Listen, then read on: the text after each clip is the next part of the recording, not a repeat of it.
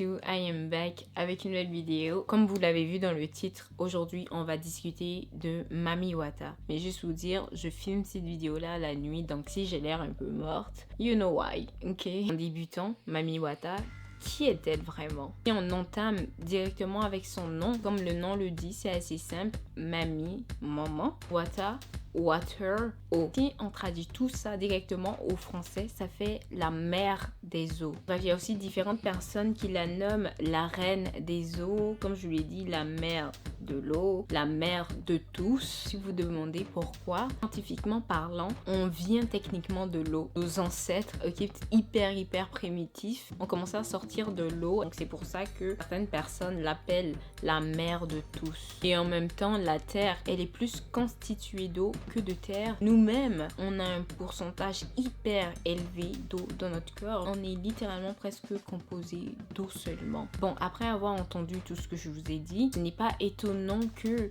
Mami Wata, elle est représentée comme une entité très puissante, non seulement à cause de l'eau, et bon, la relation qu'on a avec l'eau, la relation que la terre a avec l'eau, etc. Bon, à part ça, elle apporte aussi la fortune de différentes manières. Elle apporte aussi l'amour et aussi elle réanime l'énergie sexuelle. En fait, Mami Wata libère sexuellement plusieurs personnes, pas juste les femmes, les hommes aussi. Elle apporte la vie. Ok, il y a certains couples, on va dire, ils n'arrivent pas à avoir d'enfants. Dans certains villages, ils vont prendre des offrandes, plein de trucs que Mami Wata aime. Ils vont faire les danses, les rituels, etc.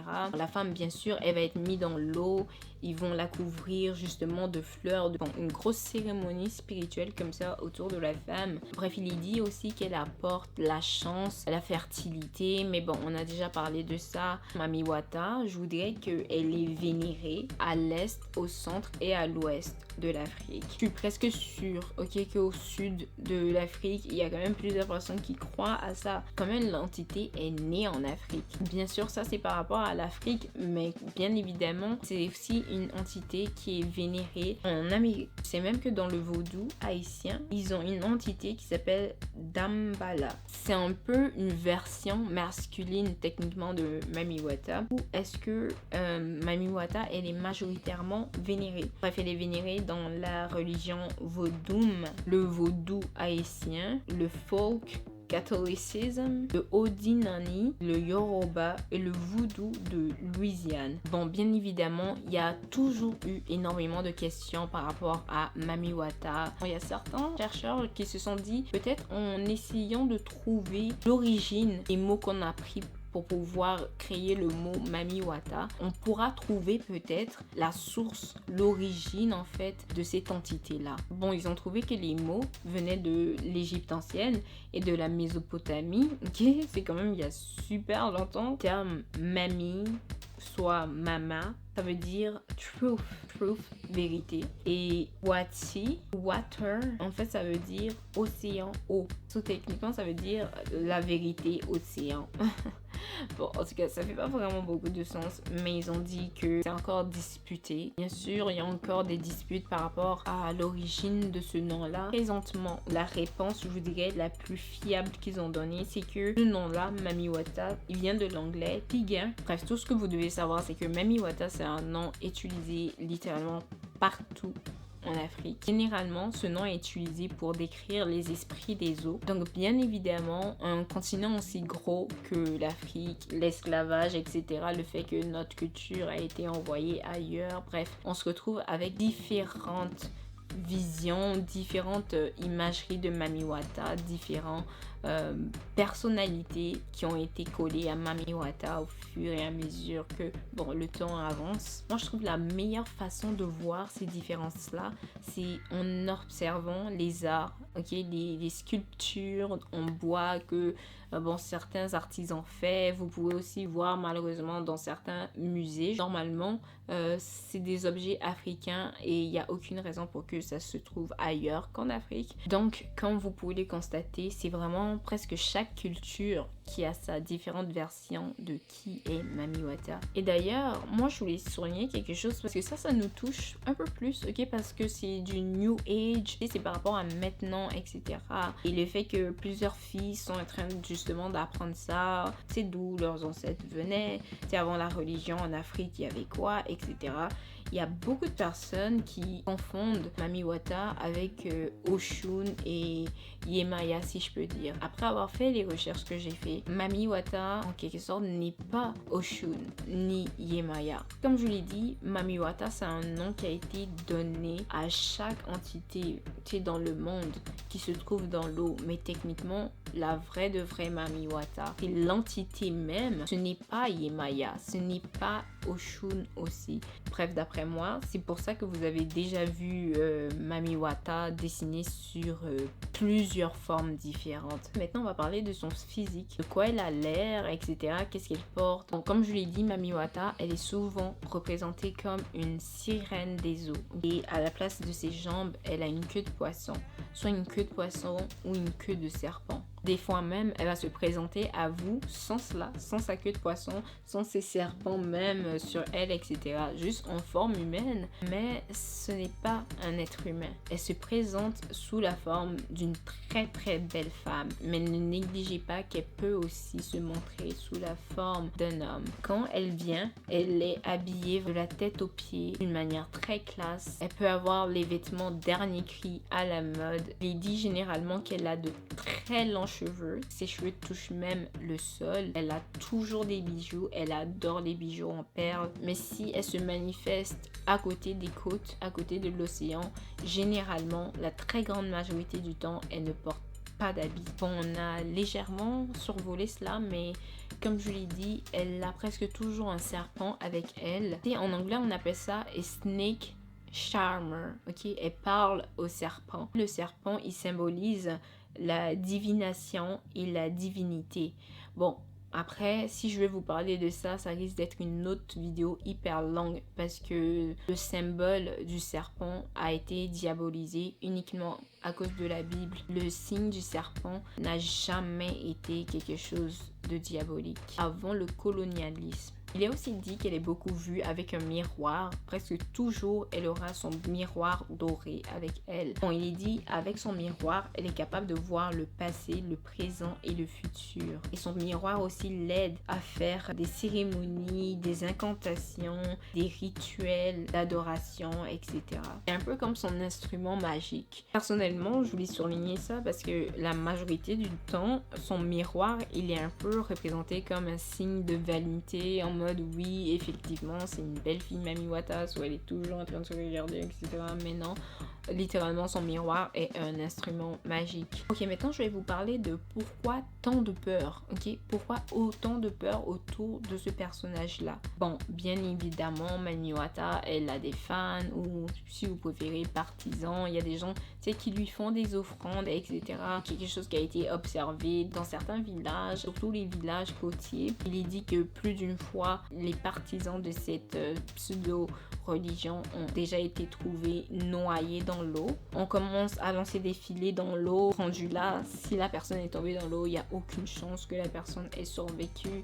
Donc, ça sera plus facile de trouver son corps plus qu'autre chose.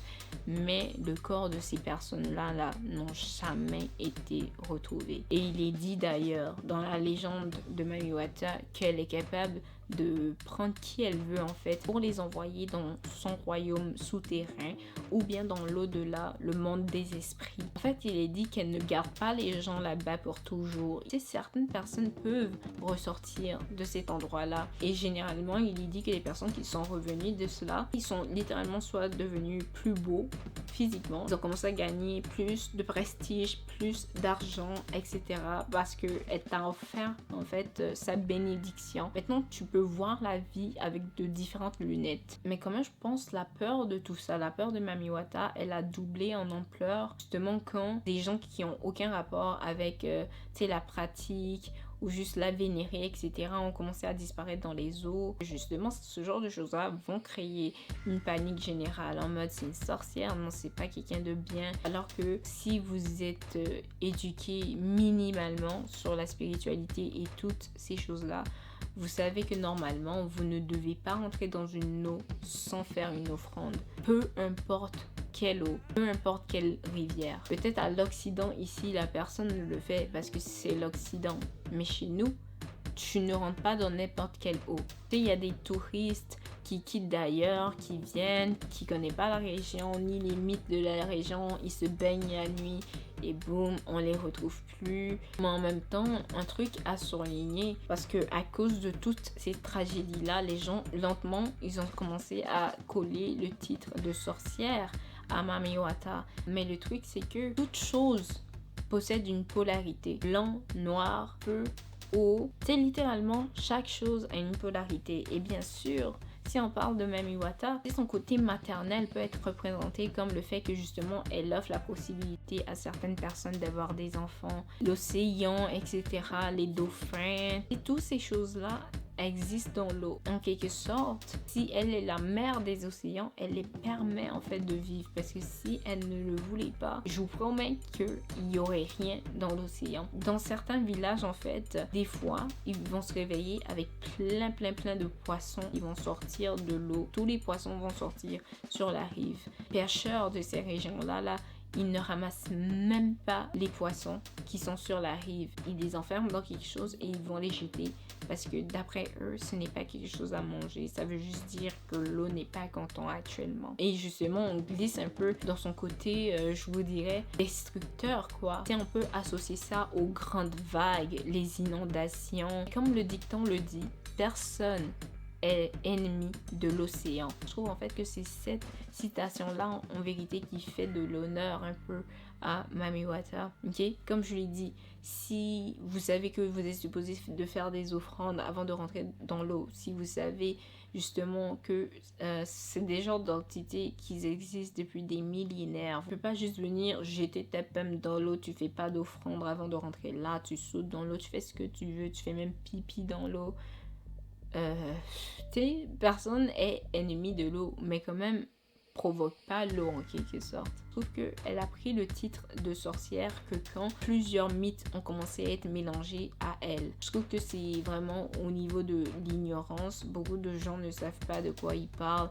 Il y a beaucoup trop d'histoires. On m'a dit, il y a un tonton au village, il a vécu ça et voilà, maintenant on se retrouve avec une soi-disant Mami Wata démoniaque, alors que tu t'en vas en Amérique du Sud, il y a un jour là où elles sont habillées en bleu ou bien en blanc et puis elles sont vers l'eau, elles dansent, elles chantent, etc. Mais c'est chez nous, c'est toujours chez nous, alors que ça là c'est né chez nous. C'est nous qui les avons donné ça, mais nous on est assis ici, on crache dessus. Ok, maintenant on va terminer la vidéo bien sûr avec le colonialisme et vraiment l'impact sur pourquoi Mami Wata elle est vue comme elle est vue aujourd'hui. Bon, on va pas le cacher, ok, le colonialisme, ils ont utilisé énormément de tactiques, ok, pour pouvoir nous diviser et conquérir, bien sûr, divide and conquer, c'est la meilleure façon en fait pour vraiment détruire un peuple et le transformer à l'image que tu veux. En nous déracinant de notre culture, de nos ancêtres, c'était plus facile pour eux d'instaurer de nouveaux trucs dans nos têtes. Et en plus de ça, avec la Bible, c'était 10 000 fois plus facile pour eux de faire ça. Déjà, ils sont venus, ils ont cassé toutes les idoles, si je peux dire. Ils ont cassé toutes les amulettes, etc. C'est drôle. D'après eux, c'était démoniaque et tout ça, mais pourtant ils en ont pris pas mal et ils sont allés mettre ça dans leur musée. Tu sais, avec la Bible, ils nous ont instauré l'image que justement le serpent, etc., Adam et Ève. Bon, le serpent, ennemi public numéro 1. Mami Wata, elle est comment? Mi-femme, mi-poisson, des fois mi-femme, mi-serpent. Maintenant, on a une nouvelle définition du serpent. Il y a aussi la diabolisation, en fait, de toute notre culture ancestrale. Toutes les statues, tout ce qu'on avait, tout a été cassé et ils ont dit c'est le diable, ce n'est pas bon, si tu fais ça, tu pries le diable, il faut que tu prends ce livre-là, c'est ce livre-là qui va te sauver, c'est à cause de ce livre-là que tu vas aller au paradis, etc. Mais bien sûr, on parle de milliers d'années d'évolution. Personne au monde ne peut abandonner, soi-disant, ses guides spirituels, ses dieux, etc. du jour au lendemain comme ça. Donc, il y a certaines personnes qui ont commencé à réciter certaines choses de la Bible, mais entre-temps, en cachette, ils allaient faire leur propre pratique spirituelle. Ils allaient invoquer leur propre divinité, etc. En fait, quand tu te faisais prendre, pratiquer ton ancienne religion, si je peux dire, bon, tu te faisais battre à coup sûr, pendant que tu n'allais pas manger, etc. Tout ça était fait sur place publique, tout le monde te voyait. On t'utilisait comme exemple. La prochaine personne que je vois vénérer une statuette de pompe, mais littéralement les pieds en l'air, quoi. Bref, malgré ça, là, malgré toutes ces atrocités-là, il y a des gens qui ont réussi à pratiquer toutes ces pratiques-là en cachette. Ça, ce n'est pas juste en Afrique, c'est aussi de l'autre côté de l'océan. C'est ainsi, cette partie-là de notre culture, c'est devenu un mythe, c'est devenu du folklore, etc. Alors que autrefois, il y a des gens qui faisaient des offrandes à Mami Wata. Je dis autrefois, mais maintenant, les gens commencent et continuent à faire des offrandes à Mami Wata et vraiment ils essayent de décoloniser, ils essaient de défaire toutes ces images-là et vraiment montrer c'était quoi toutes ces pratiques-là ancestrales. Non, ce n'est pas diabolique. Ça a été dit que c'était diabolique justement pour que on accepte autre chose que ce qu'on avait avant. J'ai des cours de Bible, je sais pas si ça se dit comme ça, où je lis des versets de la Bible et en même temps je peux poser les questions parce que moi je trouve que c'est facile de critiquer, mais quand t'as aucune connaissance de ce que tu critiques, c'est un peu honteux. Bon, j'ai commencé à poser des questions par rapport à justement l'approche qui a été faite et pourquoi ça a été dit qu'une culture était mauvaise comparativement à une autre. Mais quand tu t'en vas en Asie, par exemple, au Japon, ils vénèrent encore leurs ancêtres, ils allument des bougies pour leurs ancêtres, mais en Afrique, ici, c'est tabou. Si tu commences à parler de ça, on te dit que c'est de l'occultisme, on te dit c'est pas bon. Ce qui m'a été dit, en fait, c'est que ils ont instauré la crainte de la peur de Dieu, la peur de l'enfer, aie peur en enfer, etc. Parce que dans certaines pratiques ancestrales, il y a certaines pratiques où justement il y allait avoir des sacrifices. Des gens, des enfants, généralement des enfants, des vierges, ils allaient être sacrifiés. Tu sais, si on s'en va en Amérique du Sud, avec les Mayens, des milliers de personnes étaient sacrifiées pour un volcan, pour apaiser le volcan. Mais bon, scientifiquement, vous vous rendez compte que ça ne fait aucun sens. Et aussi, en Afrique, on va pas se le cacher, il y a certaines personnes qui essayent littéralement d'assassiner des personnes albinos parce qu'ils croient que certaines parties de leur corps peuvent leur donner certains pouvoirs ou bien ça peut les apporter de l'argent, etc. Alors, l'instauration de la peur de Dieu, l'enfer, etc., de base, ça a été fait pour que les gens arrêtent ces pratiques-là en question. Mais bon, dites-moi en commentaire, qu'est-ce que vous pensez par rapport à cette partie-là? Parce que je ne sais pas si vous le savez, mais techniquement, l'idée de l'enfer et tout ça, là, c'est relativement nouveau. Ça vient littéralement d'être créé. Il y a vraiment un moment dans l'histoire où l'enfer n'existait pas encore. Dites-vous, pour avoir pratiqué, je vous dirais, ces religions ancestrales-là, plusieurs personnes ont été tuées par instinct de survie. Les gens ont commencé à créer des mythes, des mensonges en quelque sorte autour de plusieurs de ces entités-là pour qu'on s'éloigne du passé. Et ensuite, il y en a plusieurs personnes qui ont joué avec les mots de la Bible en disant bon, Satan a été chassé du jardin d'Éden, du paradis. Quand il est tombé sur terre, il est tombé avec d'autres personnes, d'autres anges et d'autres trucs, de mauvaises choses, etc. Parmi ces choses-là, on peut compter toutes les créatures qui sont ici actuellement là. Là, je vous parle un peu de Bigfoot. Bon, je pense que le Loch Ness, ça a été démontré que c'était faux. Les créatures bizarres qui habitent dans les forêts qui n'ont pas encore été explorées. Et est-ce qu'on parle même de l'océan? On partage notre planète avec un monde extraterrestre. Ils ont dit que toutes ces créatures-là sont déchues. Okay? Ils sont tombés en même temps que Satan. Et pourquoi est-ce que Mami Wata, elle arrive à donner de la richesse, de l'argent, tout ça là aux gens? Et c'est parce que dans ce monde bas, c'est la chose la plus facile qu'un esprit peut faire. Mettons au royaume de Dieu, au paradis, etc. une Ferrari, ça vaut quoi là-bas? Ça vaut quoi 1000 $, admettons, au paradis? C'est rien du tout. Mais ici, c'est tout pour nous. Bref, en conclusion, donc moi je vous dirais plus la colonisation, tu sais, les mythes qui ont été racontés, etc., pour nous faire peur, pour ne pas que on recherche notre passé, etc. Les choses qui se font raconter, etc., il n'y a aucune preuve. Des fois, c'est très, très, très problématique. J'ai l'impression que vraiment, on a un peu participé à la diabolisation justement de Mami Wata. Après, je ne suis pas adepte, ok, je ne pratique aucune de ces religions-là. Moi, ce n'est pas mes croyances, mais quand même, j'arrive pas à croire que les Afro-Américains, ils traitent mieux ces cadeaux spirituels que nos ancêtres nous ont donnés. Ils les traitent mieux que nous-mêmes, les Africains. Moi, je pense juste que le terme, il a commencé à devenir effrayant, etc. Parce que les gens ont commencé à confondre avec d'autres créatures qui existent, à mon avis. Mais les démons là qui se promènent la nuit et puis qui kidnappent vos mecs ou bien je sais pas quoi là, ça c'est une autre chose différente. Et aussi j'ai l'impression même les sirènes des eaux, les sirènes qui sont vues, les sirènes qui sont vues aussi à Haïti, etc. là, j'ai l'impression que c'est des créatures et tout ça là, ça n'a rien, ça a zéro rapport avec Mami Wata. Mais j'ai l'impression qu'aussi, si les sirènes existent effectivement et elles font, qu'est-ce qu'elles font? Tu sais, vous voyez pourquoi ils connaîtraient les atrocités qui ont été faites par ces créatures-là avec Mami Wata. Tu sais, vous vous ressemblez, donc comment ça se fait que toi, tu n'es pas dedans? Et puis en plus, on dit la mère des océans, donc c'est tes filles, elles font ça là en ton nom.